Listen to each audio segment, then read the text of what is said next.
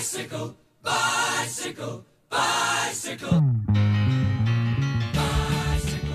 Hoe staat het met de fietsen van scholieren? Over het algemeen staat het er wel redelijk goed voor. Controleren op wielreflectie, reflectie in het pedaal, speling op balhoofd, voorlicht, achterlicht, remmen. Nou, ik hou het bij wat er aan de hand is. Het gaat erom van wij gaan dat altijd turven. En dan kunnen we zien hoe het ervoor staat met de fiets. Waar kleine dingen aan markeren, dat gaat naar onze fietsmaker. En de andere kinderen die kregen een oké-sticker die achter op de fiets. Ik neem de berichtje maar even mee naar onze fietsmaker. En dan krijg je er hopelijk een nieuwe bel op. Wat zijn nu de meest voorkomende euvels? Verlichting. Verlichting voor en achter. Dat zijn de meest voorkomende heuvels. Reflectie in wiel en pedalen.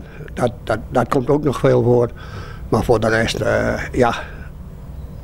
is vrij redelijk tot goed. Er zijn toch heel wat met geen bel en geen achterlicht? Nee, dat is vooral als het seizoen weer begint, is dat in de werkplaats ook. Voorheen repareerden we dus niet gelijk. Maar als er nu iemand een kapot achterlicht of een kapotte kabel hebt, dan komt er nieuw op. Wordt betaald door Veilig Verkeer Nederland. Dus dat is een goede actie. Dan zie ik dus wel dat dus de eerste en tweede klasses de fietsen beter voor elkaar hebben dan de 4, 5 en 6.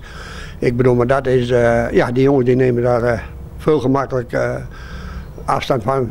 Sommigen zijn erbij, die hebben nog 2 wielen, een stuur en een zadel. Natuurlijk deden de bel en de verlichting het wel. Ja, vanmorgen deed hij het nog, natuurlijk.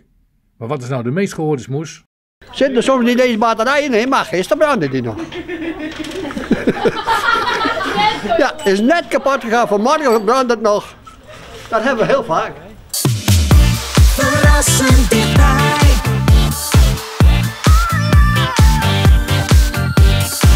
RTV